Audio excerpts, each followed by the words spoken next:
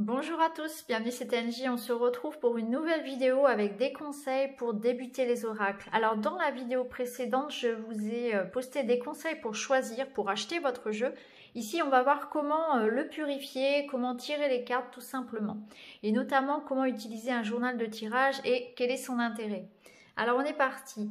Donc déjà lorsque vous rentrez à la maison avec votre jeu, avant même de commencer à faire votre tirage, je vous invite à le purifier avec de la sauge ou du palo santo, histoire de le nettoyer un petit peu de tout ce qu'il a pu recevoir, parce que quand vous achetez un jeu, beaucoup de personnes l'ont touché, il a aussi beaucoup voyagé, donc c'est bien de le nettoyer, histoire d'être débarrassé un petit peu de toutes ces empreintes-là.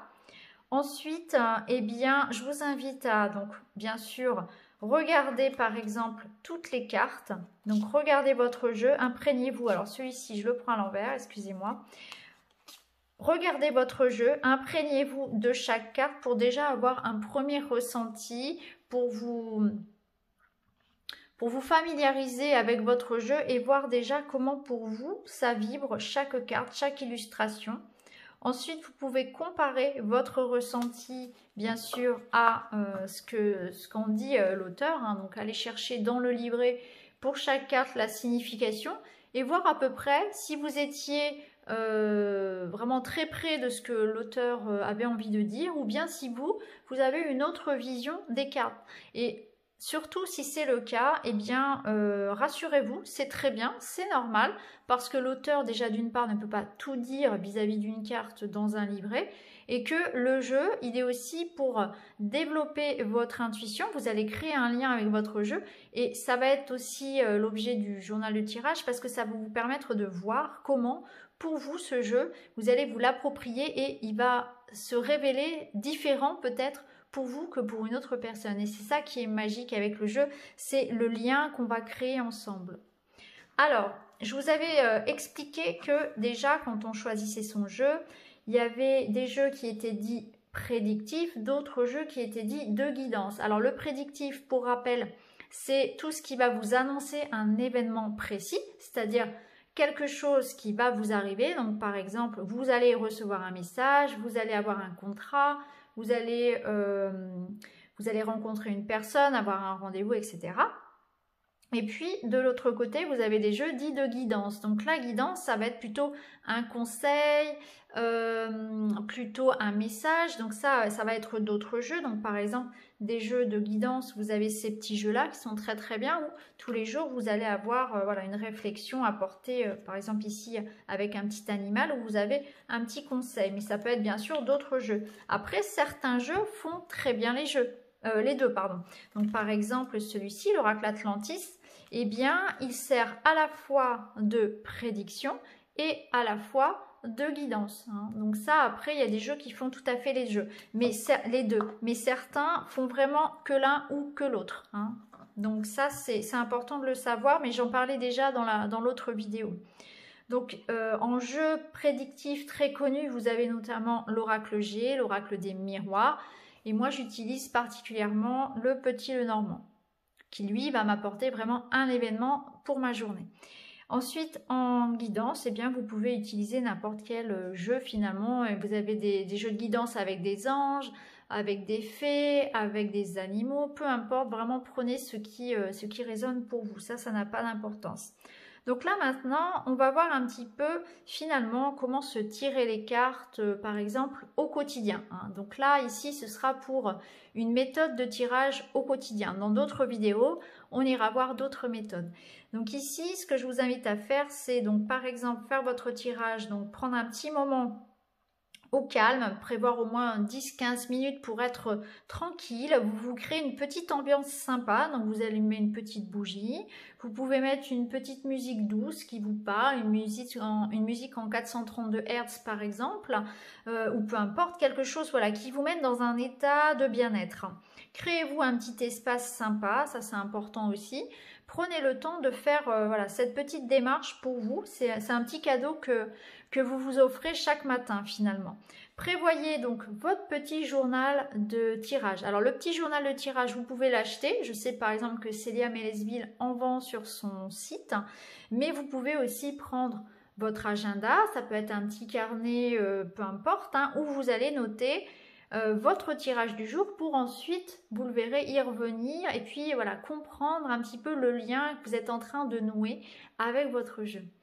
Donc tous les matins, donc on prend le temps donc, de prendre par exemple, alors pour un tirage du jour, je ne vous conseille pas de tirer trop de cartes parce que plus il va y avoir d'informations, plus ça va être confus. Donc il vaut mieux tirer par exemple 2 cartes de chaque et puis s'arrêter là.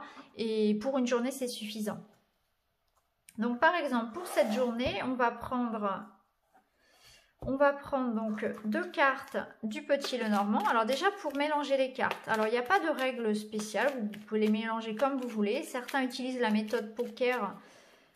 Bon, personnellement, je ne le fais pas, j'ai toujours peur d'abîmer mes cartes, mais voilà, vous faites comme vous voulez. Après, vous pouvez couper de la main gauche ou pas, certains ne coupent pas. Ça, c'est pareil, c'est quelque chose qui vous est propre. Faites comme vous le ressentez. Certains aiment bien aussi mélanger jusqu'à ce que les cartes tombent. D'autres préfèrent aller les chercher, peu importe. Hein, ça, c'est vous qui voyez. Donc là, je coupe. Moi, j'étale pas mes cartes, mais ça, c'est pareil. On étale ou on n'étale pas. Parfois, j'étale pas. C'est pareil. Alors ici, par exemple, pour ma journée, j'ai le soleil et j'ai la croix. Très bien. Donc, je pose mes cartes ici et je vais aller chercher. Donc ça, ici, on est dans le prédictif. Et puis, je vais aller... Hop.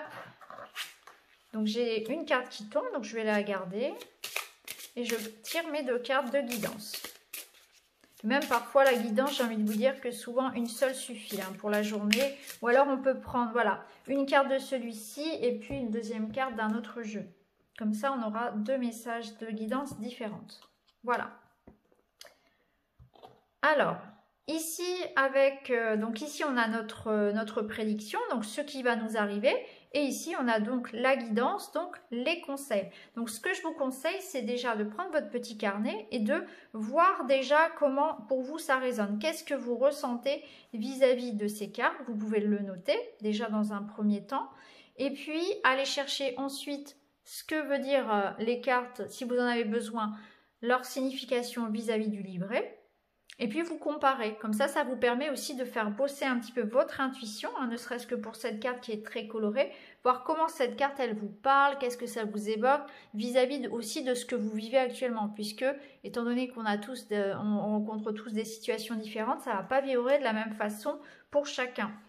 Donc ensuite, vous comparez, et ce que vous pouvez faire, c'est que le soir, ensuite, vous revenez sur vos notes, et ça ou le soir ou le lendemain matin avant de faire votre tirage, vous revenez pour vous dire, mais je pense que c'est mieux de le faire en soirée, hein, avant de vous coucher, prenez 5 minutes voilà, pour revenir sur votre tirage et vous dire, ah oui, effectivement, aujourd'hui, eh bien, il y a bien eu quelque chose. Donc là, par exemple, ici avec le soleil et la croix, on peut nous parler, par exemple, bien... de quelque chose ici qui va peut-être gâcher un petit peu notre optimisme. Donc il y aura peut-être une petite déception à prévoir sur la journée, par exemple. Ça peut être ça. Après, ça peut nous parler aussi de quelque chose en lien ici avec une prière, un souhait aussi qui peut se réaliser. Ça peut être ça aussi, ça veut dire beaucoup de choses ici. Hein. Mais on va retenir la première, donc la notion ici de peut-être une petite déception aujourd'hui. Ici, on nous demande de faire attention, d'être discret, hein, d'observer peut-être mieux la situation, de peut-être pas trop rentrer dans le tas si quelque chose nous déçoit ici, peut-être prendre le temps d'y réfléchir, hein, d'accueillir c'est peut-être une sorte de mauvaise nouvelle qui peut arriver aujourd'hui.